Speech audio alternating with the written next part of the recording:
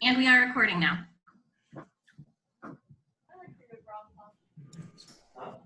Hi, good evening, everyone. Please make sure that you are on mute. We're going to get started in a few minutes. We're just going to give other participants a chance to join. In the meantime, please make sure that you are on mute. Thank you.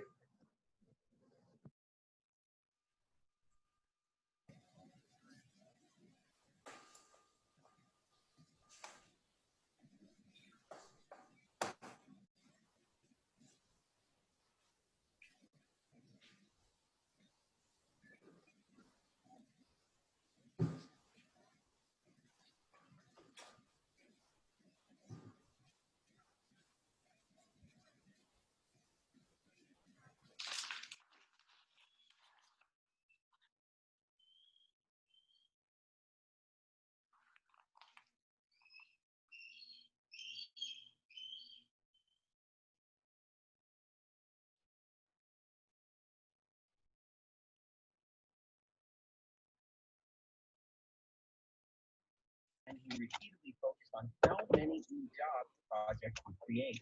And Donald Trump thinks about climate change. The only word he can muster is hoax.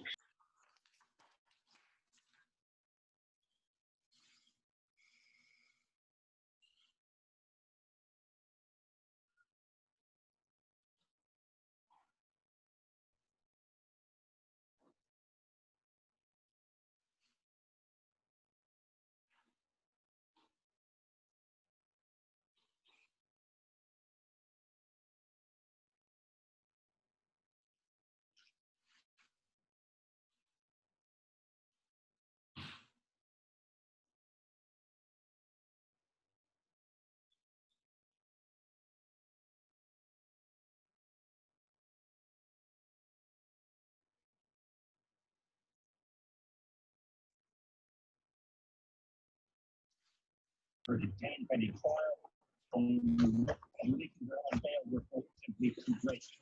Maxwell has pleaded not guilty to sexual exploitation of certain persons. Prosecutors say he helped groom and recruit underage girls in the 1990s.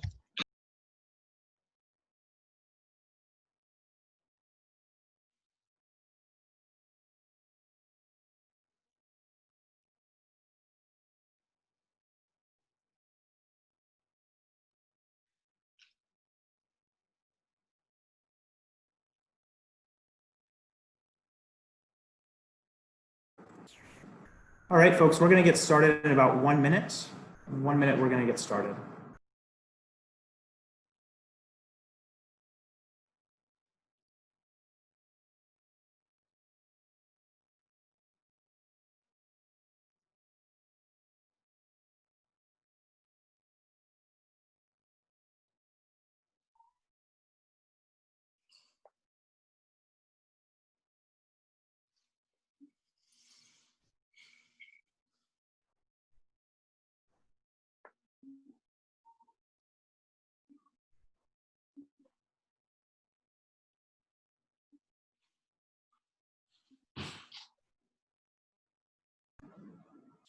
All right.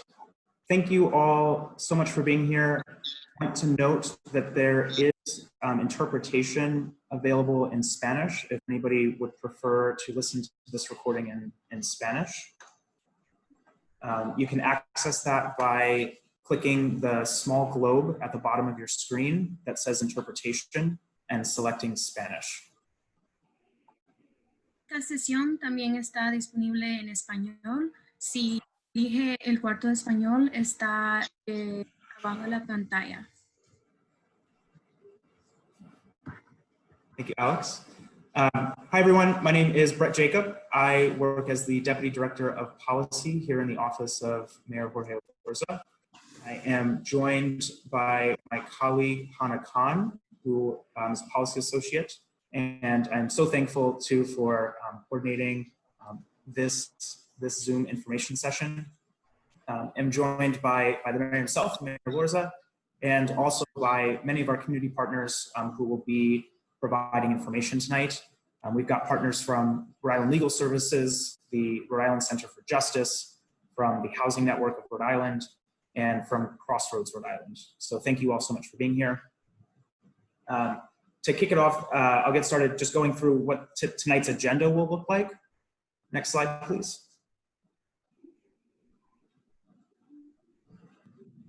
So we will start off with welcoming remarks from the mayor, and after that, we will hear from Rhode Island Legal Services and the Rhode Island Center for Justice, who will go over what the eviction process looks like and what your rights are as a tenant.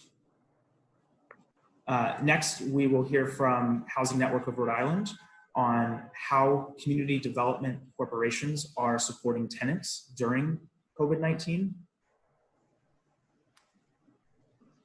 And finally, we will hear from Crossroads Rhode Island, and they will walk through the Housing Help Rhode Island portal to help you understand how to access rental assistance funds.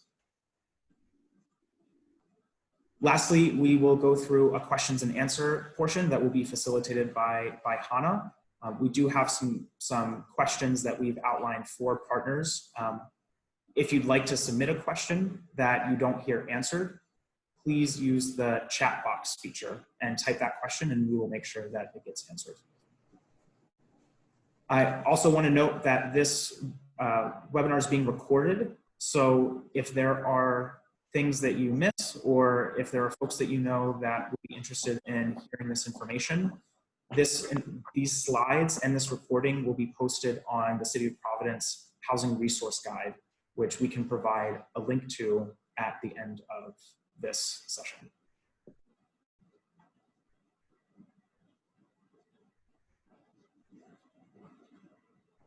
Okay, so I would like to go ahead and kick it off by handing the mic over to Mayor of the City of Providence, Jorge Elorza.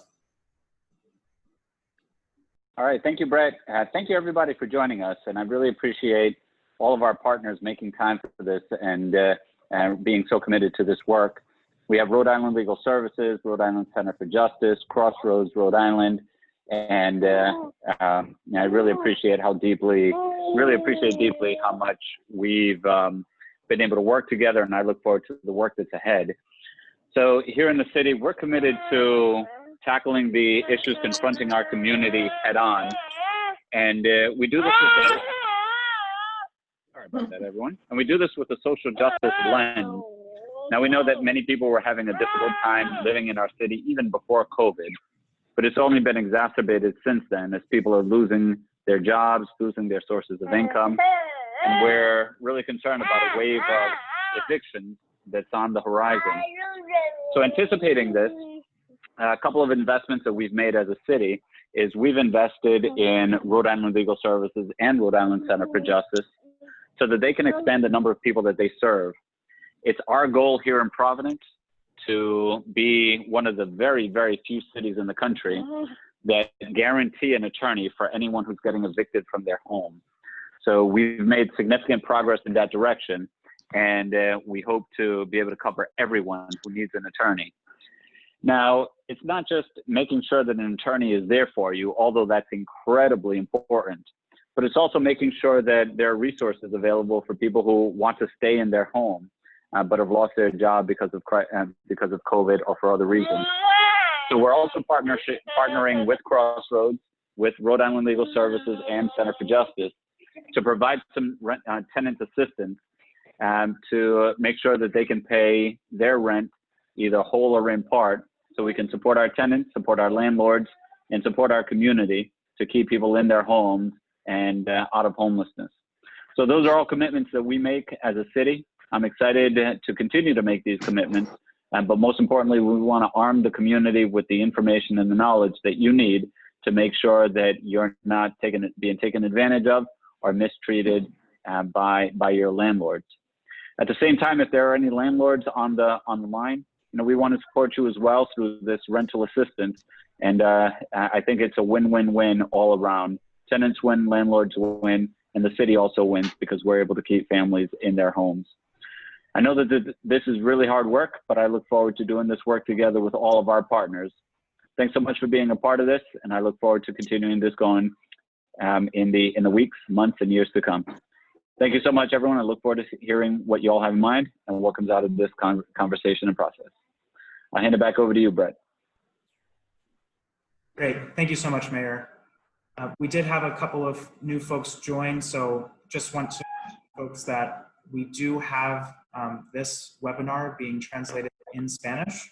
If you'd prefer, you could just have to click the interpretation button at the bottom of your screen and select Spanish.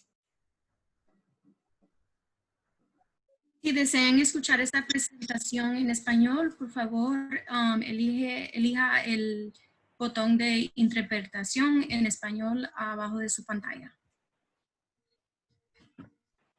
Thank you. I'd now like to hand it over to folks at Rhode Island Legal Services and Rhode Island Center for Justice to talk about the eviction process and tenants' rights. Thank you, Brett, and thank you, Mr. Mayor, for your dedication to these issues. And I also want to thank you and your team for putting on this event. We are very happy to be a part of it at Rhode Island Legal Services, and we are happy to work with this team in the coming year and face the many challenges that lay ahead.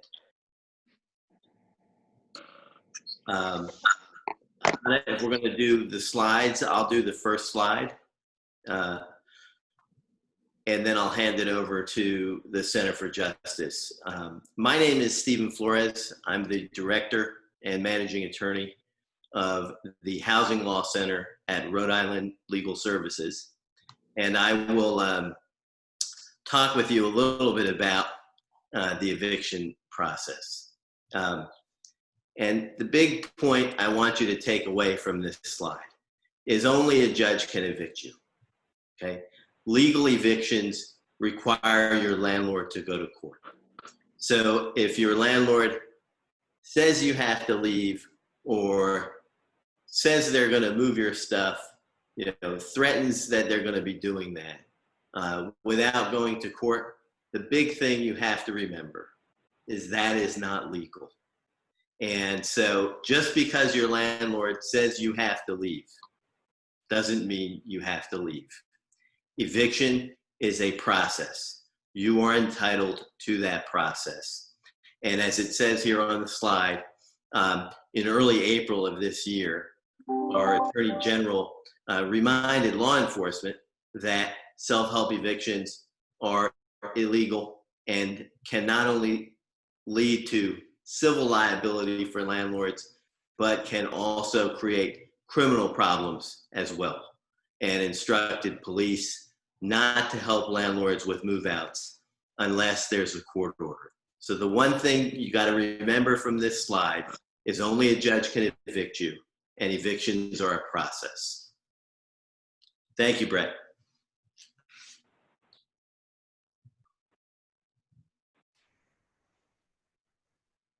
Hi, everybody. My name is Jordan Mickman, and I'm the supervising attorney at the Rhode Island Center for Justice, another legal aid office providing eviction defense here in Providence. And this slide is getting into the fact that there are essentially two different reasons why somebody can get evicted in Rhode Island. One of them is for failing to pay a rent, and the other one is for violating the terms of the rental agreement or staying beyond the terms of the rental period. So depending on whether it's a non-payment case or one of these other types of cases will impact the type of process that the court will use when scheduling the hearing for your case. Non-payment cases tend to be scheduled much quicker. You might have heard of a 9-day eviction or a 20-day eviction. They're called that because that's ordinarily the number of days before a response is required from the defendant. So typically, if it's a non-payment case, the defendant is required to appear in court or respond within 9 days. And on a 20-day case, a tenant needs to file an answer with the court within 20 days. However, because of COVID-19, the court's unable to schedule the same number of cases per day that they had been. So while it generally was the case that non-payment cases will get scheduled in 9 days, that's not the case today. However, we can't predict the timing and the scheduling of those cases. So I guess one of the other themes that we should just be stating throughout these slides is that if you are receiving a court process or a court summons, and you're not sure whether it's one of these cases or the other cases or what, you can reach out to Rhode Island Legal Services or the Center for Justice to find out or to see if we can help you with that. Jen, you want to take it on?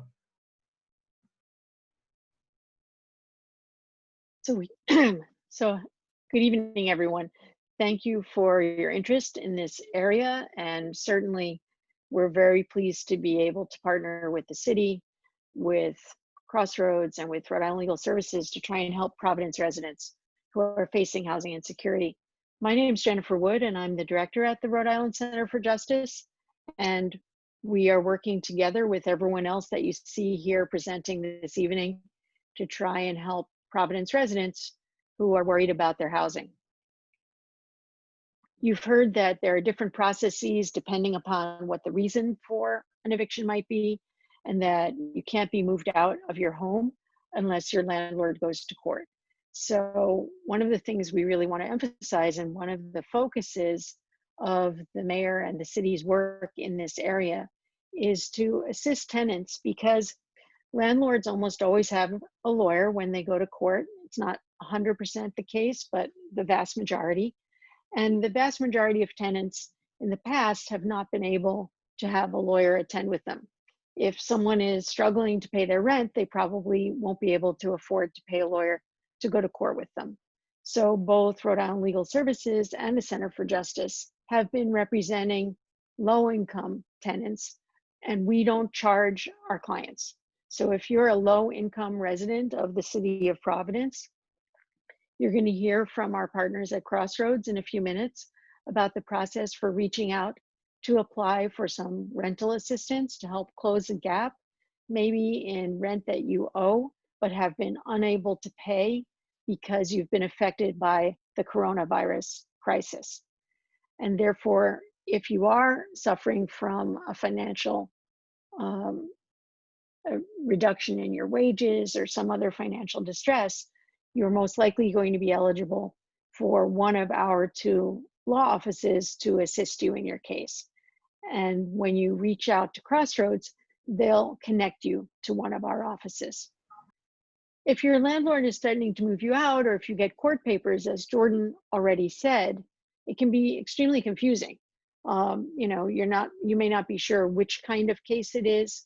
A lot of landlords will try to explain what they want to happen to tenants in terms of they're asking you to move out, but they're not going to file an eviction, or they think you owe rent, but you believe you've already paid the rent and you have receipts. There are a lot of different disputes that can arise. So it's really important that you do reach out for help and try to get some information and advice about what's going on. It may be, and this is why lawyers get involved in evictions, even though you may owe the rent, it may be that there's some kind of a reduction that a court would make because the apartment is not meeting legal standards, for example. So all of those things are issues that come up in these cases and issues that we would want to be able to advise you about. If you have a lawyer giving you information and advice, you can raise some of these issues with the court, and you may even be able to stay in your apartment or find that your rent might be reduced because of other issues that have been going on with your landlord. That's not always the case, but we would want you to get that help and that advice.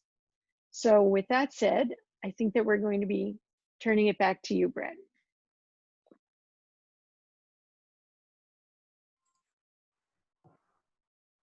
Great, thank you so much. So next, we are going to hear from Melina Lodge, who is the Executive Director of the Housing Network of Rhode Island. Hi, Brett. Thank you. Good evening. My name is Melina Lodge. I'm the Executive Director of the Housing Network of Rhode Island.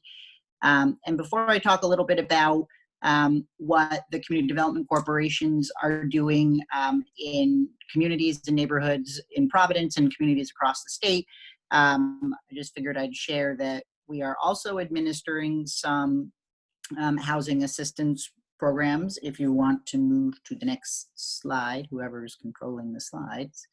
Thank you. So we are actually administering funds that would target households up to 100% AMI, which is for a household of four, roughly $87,000 a year annual income, who can demonstrate that they've had a financial hardship as a result of COVID. And depending, on an applicant's circumstances, we're able to help with past due rent, late fees, in some cases, rent that's coming due, past due utilities, security deposits, and moving expenses. And I've just provided a breakdown of the funding that we've given out to date.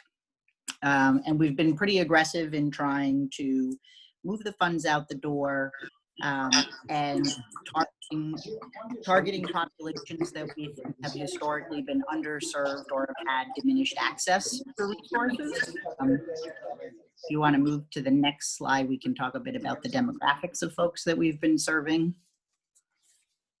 Again, we've processed about 97 applications. We've awarded about a third of them. This is, again, a statewide program. So far, 7 have been from the city of Providence. And we're serving roughly about 74% non-white folks who are non-white and or Hispanic. So we think, our efforts to do really targeted outreach to underserved communities has been paying off. Next slide.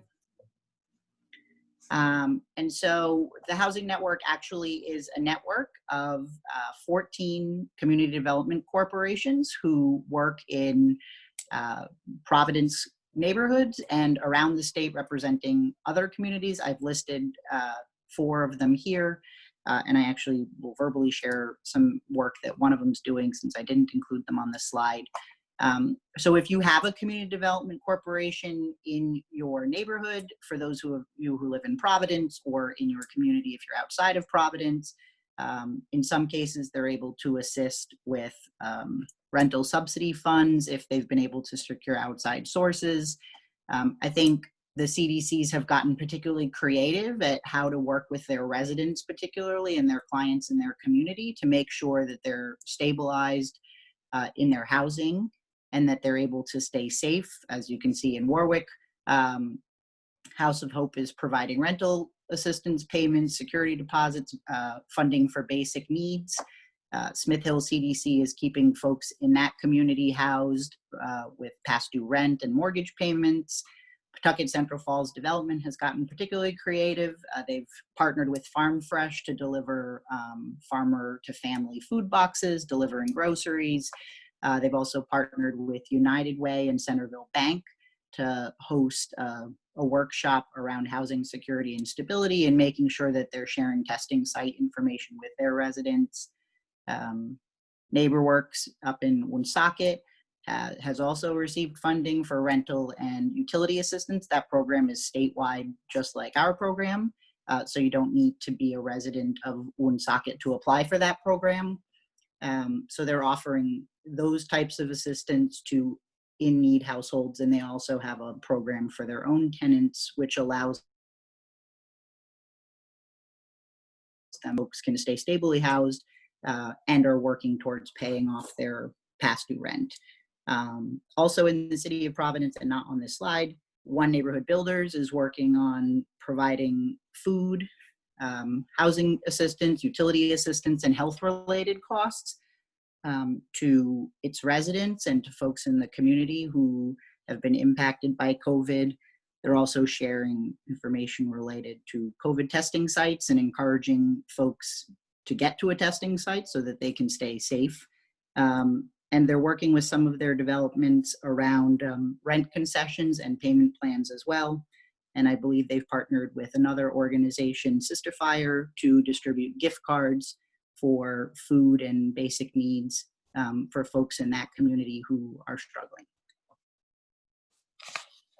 Next slide. So you're able to access our application. So we have two programs that we have multiple programs that we're offering, but we use two applications. So the Home Safe program is a program funded by Rhode Island Housing, and you can access on our website. I think it'll actually be live tomorrow morning, and that's available in English and Spanish. And then we are just now launching the PVD Housing Assistance Program this week. So that program will be available to Providence residents to assist with rent payments going forward. It's not meant for past due rent, like the Crossroads program. This will help with rent going forward. And we've provided the phone numbers for the local community development corporations. If there's one in your neighborhood or in your community, this is a great way to get in touch, introduce yourself, see what other types of programs they have. We're doing home buyer education courses.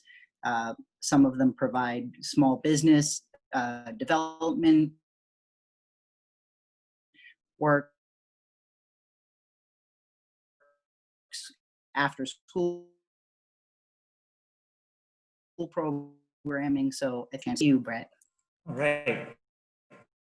Thank you very much.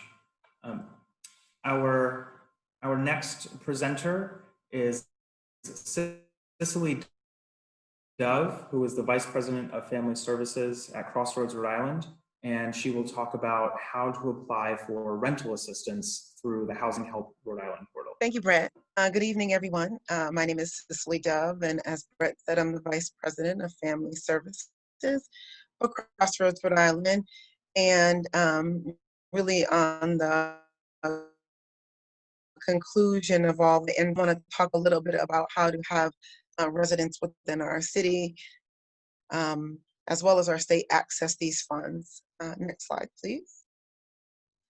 So what is Housing Help Rhode Island? Housing Help Rhode Island is an eviction prevention program that is really funded to support households who have had financial crises as a result of the COVID crisis. So what it does, allows eligible households to receive up to $5,000 for past rent, relocation costs, and utility arrearages. We do have some funding that will allow us to pay 1 month forward. Like Melina said, the resources that we have are really focused on arrearages to focus on prevention. In addition to the financial assistance, applicants will receive some minimal housing stabilization support, light touch case management to make sure households are stable. And again, as Jennifer and Steve talked about, this great collaboration for Providence residents to receive some legal mediation to help mitigate the additional financial strain to these households. We're very, very excited to be partnering with them. So that'll be great. Next slide.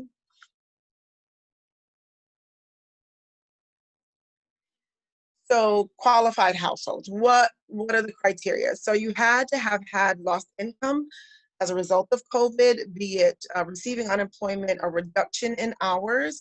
That is one of the primary criteria. Your pre-COVID income has to be below 80% AMI. And really we're targeting and focusing on folks who are below 50%, really 30 to 50%, because those are the households who deemed more vulnerable and need the greater support. Applicants need to have a current lease, be it a lease that is expired and is on a month-to-month. That's sufficient. Applicants who are not receiving rental assistance or in subsidized housing, and applicants have to have lived in Rhode Island for at least 1 year. Next slide, please. The documentation, this is a bit of a challenge because much of these funds are federally funded. The documentation is important, and so we require that applicants have a documentation of a loss of income. Again, it's a letter from unemployment, it's a letter of a reduction of hours from an employer, it's a TDI, anything like that that will support the loss is sufficient. An actual lease, an eviction notice or a 5-day demand, or proof of arrears. And then a W-9 from the landlord is required, again, due to the federal restriction.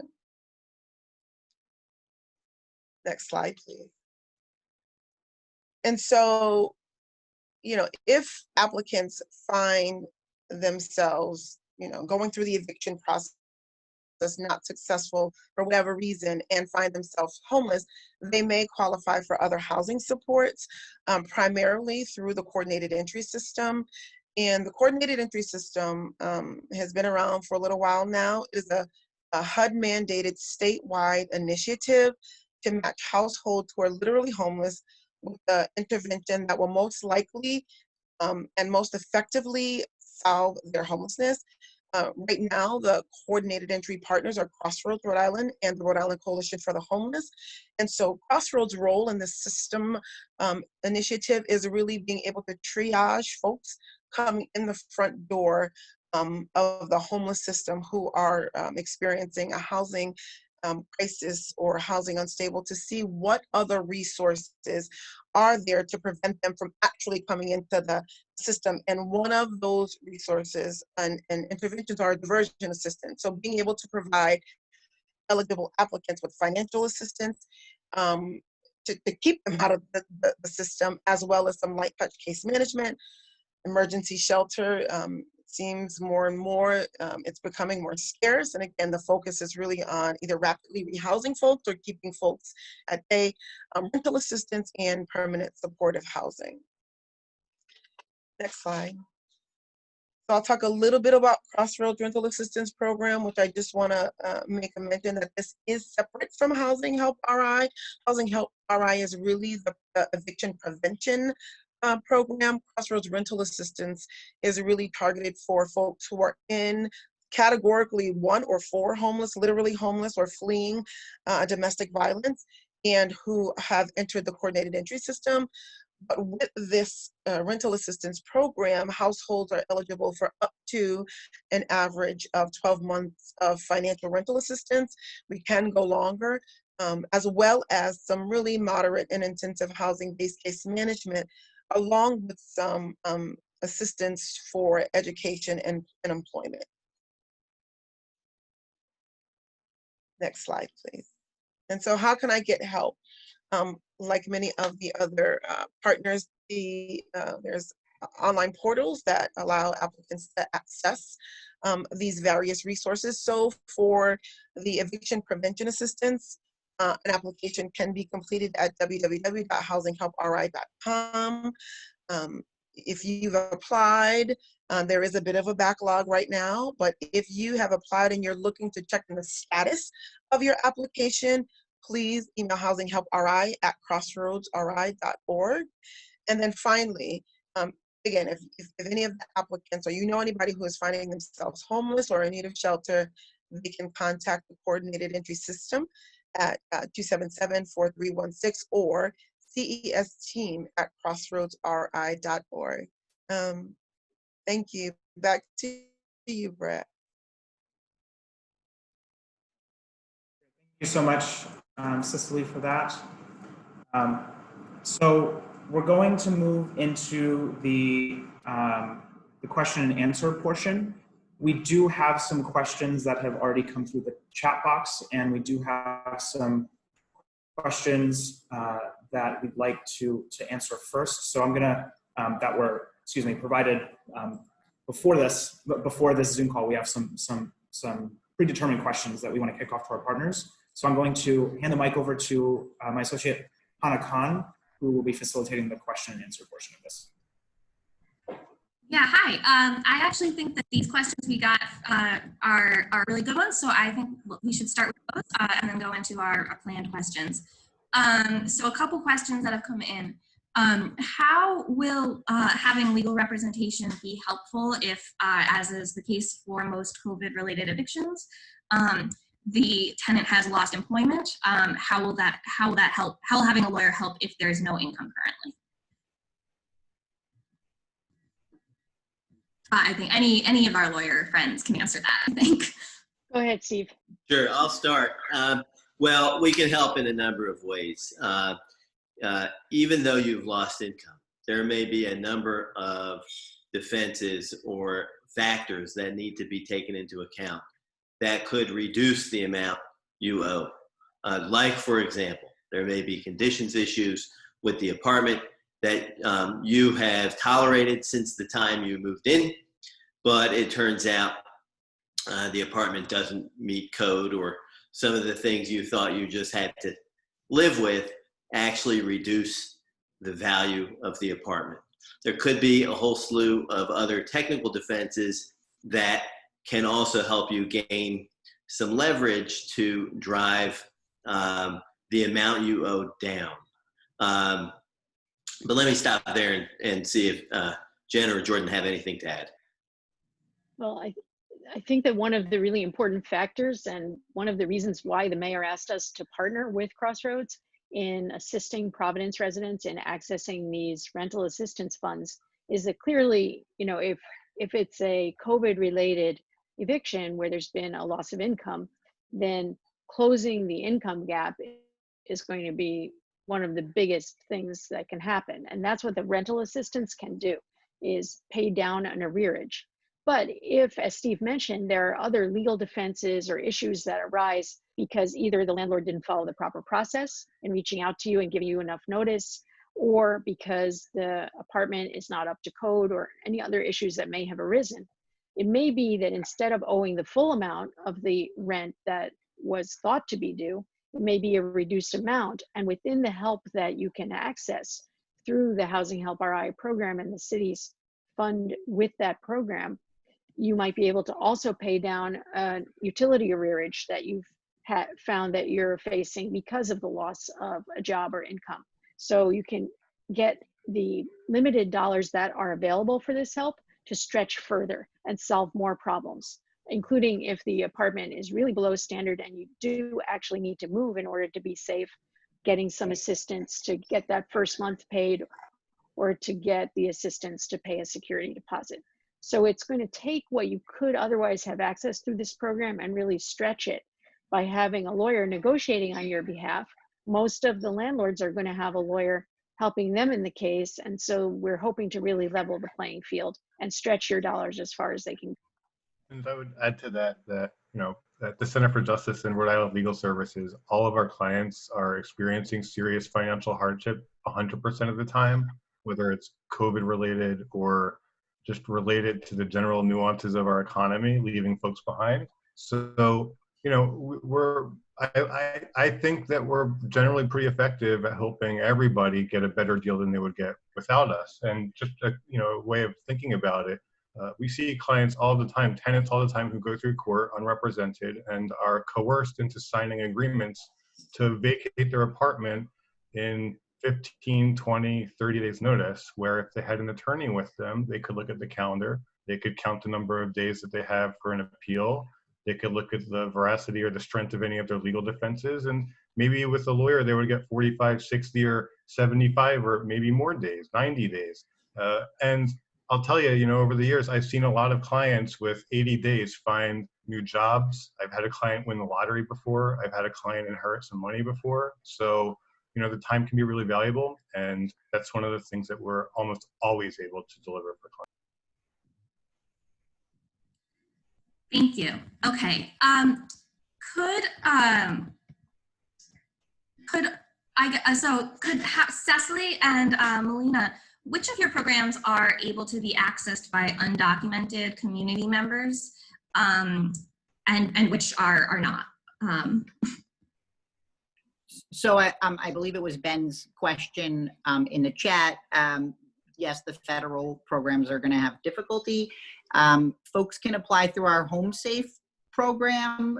We have some other sources of funding that are more flexible, but rather than making people fill out 5 different applications, we're really just using that one application, and then I'll just internally funnel them where I go. And I believe to date, we've actually served, it's not going to sound like a staggering number, but two undocumented households with rent assistance and security deposit assistance. So It's a challenge for sure, given the level of documentation, but I think we can get And I would creative. echo what Melina said. Definitely, we're in the same predicament. We have majority of our funds are federal.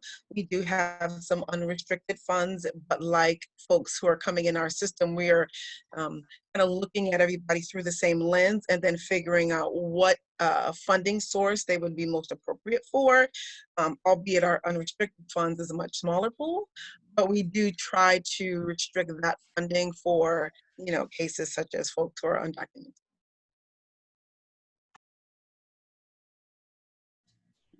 Thank you. Brett, would you be able to speak a little bit about the We Are One Fund as well?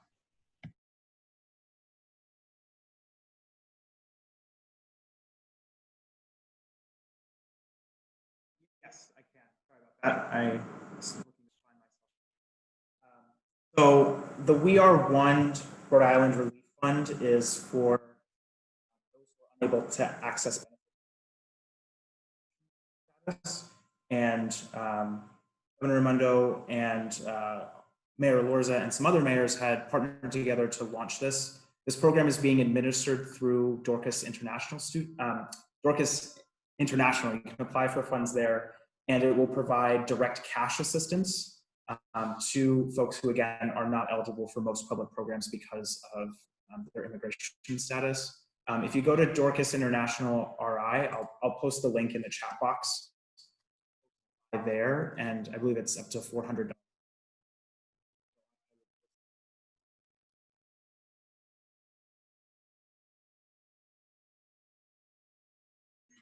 And this question from John can be answered by anyone. How does the Safe Harbor program that the state announced just a few days ago relate to Housing Help RI? I can take a stab at that. The programs are related but different. And the Housing Help RI program, particularly the part of the program that Rhode Island Legal Services and Center for Justice are helping to support on behalf of the city and on behalf of Providence residents, is funds that are limited to be accessed by Providence residents. The Housing Help RI program writ large, anyone in the state can apply to it. But there are particular funds that are designated for Providence residents, and working with Cicely and her colleagues, when Providence residents apply to the Housing Help RI program, they will be screened for referral to Legal Services and Center for Justice to get that extra coordination. And as I referenced earlier, hopefully to stretch the value of the funds that they may be able to access by getting the most impact from those dollars. Last week, everyone knows that the governor announced another statewide initiative, which of course Providence residents are also eligible for as residents of our state. And it's my belief that probably these programs are going to work almost in a serial fashion, because there are already many applications on file with Crossroads, probably more applications than what the funding, once it is able to be programmed and distributed, will fulfill. And so I believe that there are Providence residents who have currently applied for Housing Help RI who may not be able to be reached by that program and who are going to be referred over to Safe Harbor. And there, of course, are Providence residents who will apply directly to Safe Harbor as well. So I do believe that the programs overlap, but that we are working together with Crossroads and with the city and with the state and with United Way to ensure that it's as streamlined as possible, so that city residents who apply to either program will be able to be assisted. And the both Crossroads and United Way, I know, are going to be focusing on making sure that people get the most help that they're eligible for, whatever elements of that help may be. So for example, you've already heard that through some of Melina's programs, it could address rent that will be coming due in the future versus back rent. And so there'll be a coordination within and among these programs. It is potentially confusing, and I'm not going to sugarcoat that. I think we're all struggling to get our arms around that and make sure that those of us who are trying to help city residents will help them to navigate to the assistance that they're eligible for, including the fact that, as was just referenced, some families will be ineligible for some programs due to whether it might be their immigration status or their level of income. But working together, Crossroads, United Way, Housing Network of Rhode Island programs, and our 2 legal offices are going to do our best to ensure that people find their way to the help that they're eligible for. Follow up to that for either Jen or Cicely, does that mean that Providence tenants should apply to both programs? And will the past applicants of Housing Help RI who have not yet heard back will they hear back, and will they be funneled into the Safe Harbor program if there is not funding left in the Housing Help program? Sure, I'll do my best to answer that. So a couple of things. So as Jennifer said, you know, Safe Harbor just got announced, and so there definitely is plans. I believe there may even be a meeting coming up soon to figure out the data sharing and how do we ensure that everyone is getting served and that we're not duplicating efforts on behalf of the applicants. I will also say for the Providence residents, you know, so just for scope, we've probably had nearly 5,500 applications. Over half were from Providence. And to give you an even further understanding, in the first 48 hours, we had almost 2,000 applicants apply in the portal. Right, so the need is great. Right now, like I said, we have over 50% of applicants are from Providence, and so we internally are prioritizing both the AMI, so those who are 30 to 50%, and those who have either an eviction, current eviction, or a court date. And so that's how we're trying to prioritize. So there may be some folks who are not yet hearing from us because maybe they didn't get a notice from the landlord because for whatever reason. So I would say, I think it wouldn't hurt them to apply for Safe Harbor, but we will be, Crossroads as well as United Way will be doing our due diligence to ensure that we are sharing information to make the process as seamlessly and effective as possible. Thank you.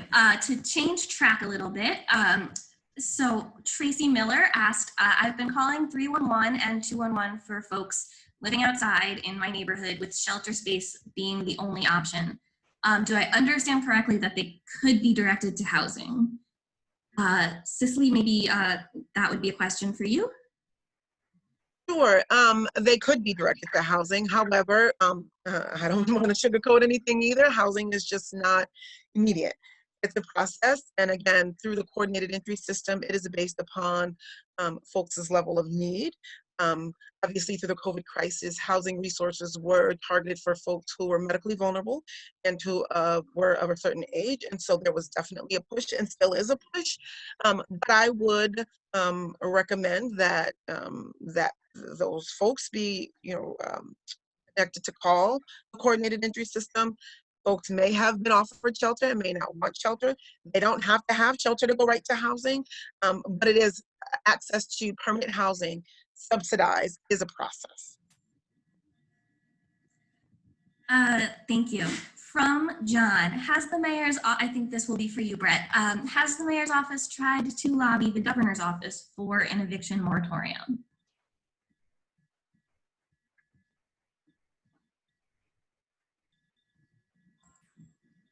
Sorry about that. Right now, yes, we are discussing internally how we'd like to move forward with that. Thank you. This question is from Chen.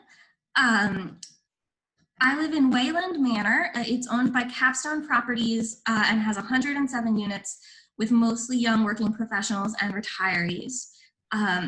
Wayland Manor just started a brick repointing project yesterday that produces loud drilling noises every day from 7 to 4. The construction will last 4 months. Does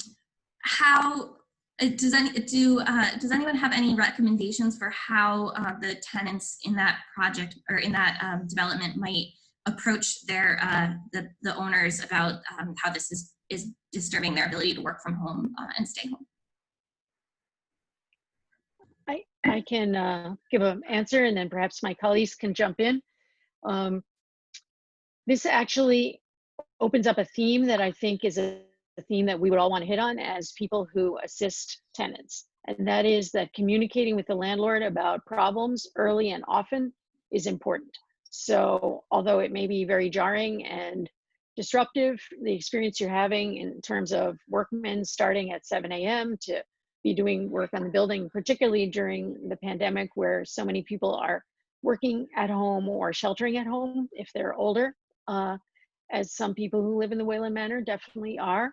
I think that reaching out to the landlord to communicate that, which I presume from the tone of your question, you've already done, and that you've been told that this is unavoidable and that this is something that is going to need to happen. But the first step would be obviously to communicate with the landlord. Secondly, I know because I'm familiar with the Wayland Manor that most likely residents of the manor would not be income eligible for representation by Rhode Island Legal Services or by the Center for Justice through the Housing Help RI program and the city's assistance to low-income residents.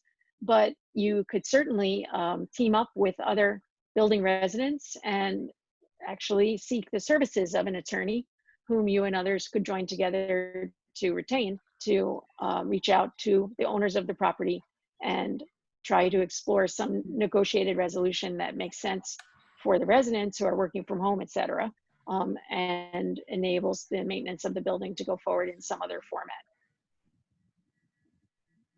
Thank you.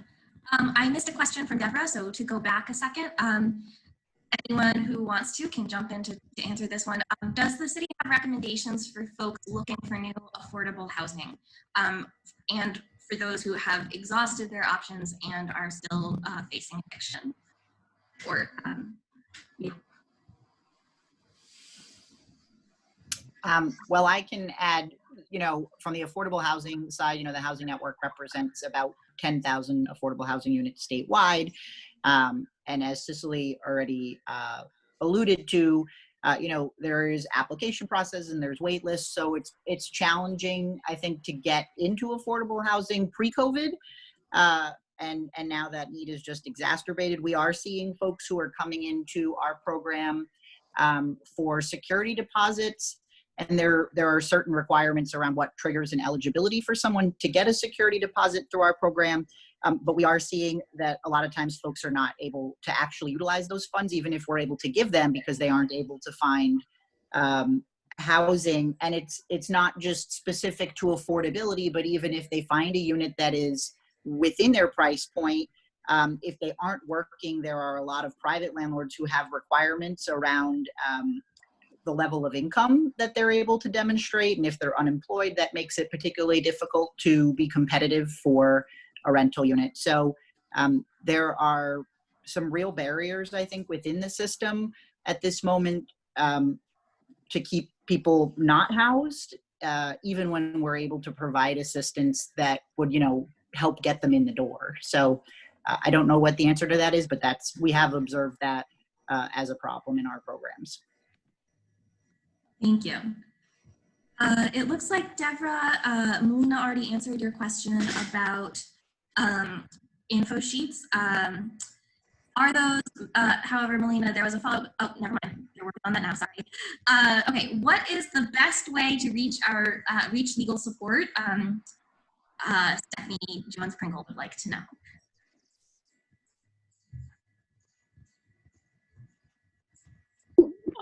As I suggested earlier, we're really relying on the partnership with Crossroads. So Providence residents who reach out to apply for rental assistance, Crossroads will do the screening and prioritize to figure out if someone is already facing an eviction, has already received a court notice, or other kinds of something that really gives that urgency. And then they'll be able to put that individual in touch with either Rhode Island Legal Services or the Center for Justice based on the criteria that we've shared with our partners at Crossroads. So I think that's really the most efficient and effective way to go, is to reach out to Crossroads. That's going to be the one stop, the one door to go through to access both the assistance in terms of paying a rental arrearage, getting the other financial help, and then also getting a handoff to consult with one of our law offices.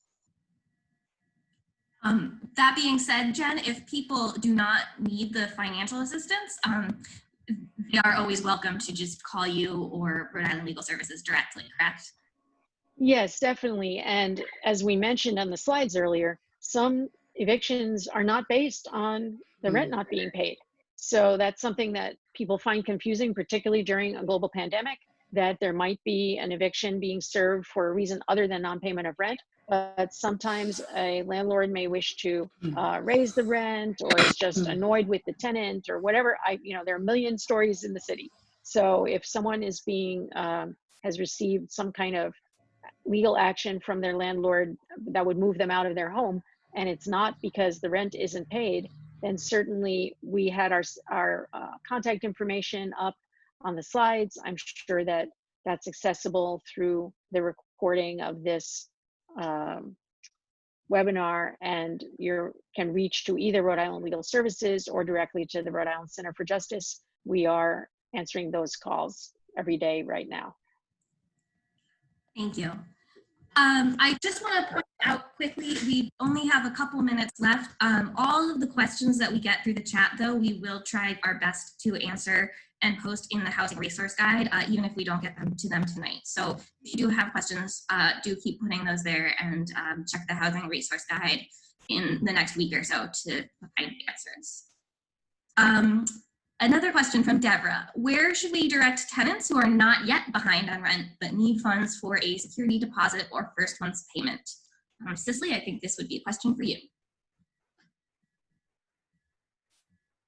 So folks could also, Crossroads has a couple of different funding pools that can also be used for that as well. So I would say they can apply through the Housing Help RI as well.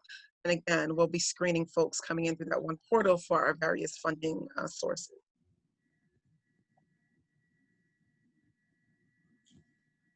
Thank you. From Brenda Clement. Hi, Brenda. How are we tracking clients after their initial assistance, or after the initial assistance that they receive?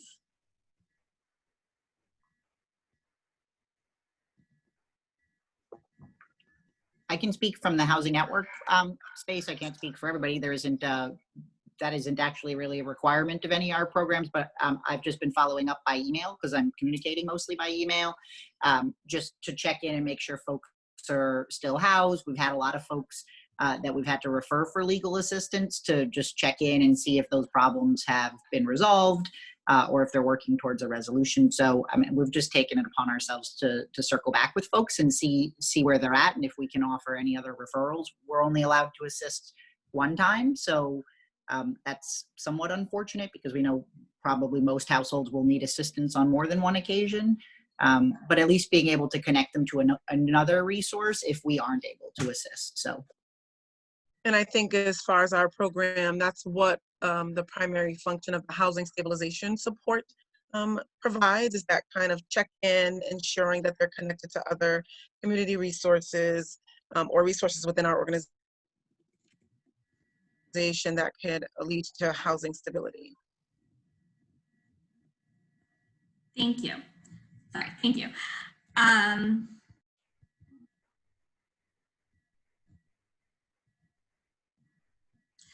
And from Deborah, for residents who have already applied for Housing Help RI, will they have to apply again to get these new resources? I'm assuming you're talking about the Safe Harbor program or other programs not being operated through the Housing Help RI. Yeah, from my understanding, they will have to apply again through Safe Harbor. It's a different portal, it's a different application process, but definitely acts and gets to some of the same information, from my limited understanding. I think Deborah is refining her question to suggest that if people have already applied with Crossroads, Cicely, before the city's funds were announced, would that application still be considered for the funds that the city is providing? I think I'm. Sorry about that. I believe that. Cicely, I think that you're muted. I am muted. Jen, repeat that again, because I'm not sure I followed you or I confused myself. Listen, it's after 5, so. Sorry, I didn't mean to jump in, Hannah, but I think the basically, if someone has already applied to Housing Help RI when it was first announced as a statewide program, Yes. and now the city has some specific funds that have been placed with the program, I don't think that person would have to apply again They because they're do already a not. Housing Help RI applicant. You are absolutely right. My apologies, my misunderstanding. Thank you for that clarification. Thank you. Okay, we are at time, so I'm going to kick it back to Brett to wrap things up, but do put any other questions you have in the chat still, and we will get those answered. Awesome. Thank you, Hannah, so much for facilitating that discussion, and thank you everyone for your questions. I'm glad we were able to get through quite a bit of them. Thank you to the mayor for joining us, and thank you so much to our partners at Housing Network of Rhode Island and Rhode Island Legal Services and Rhode Island Center for Justice and Crossroads. Thank you so much for providing this really important information for Providence residents to access rental assistance and legal defense. If you have any other questions, please drop them in the chat box and we'll try to get those up shortly on the Housing Resource Guide. I'm gonna paste the link to the city's Housing Resource Guide in, so that way you can access these slides, this recording, and also access the Housing Help myriad of other resources. So thank you so much again, everyone, for being here, and stay safe.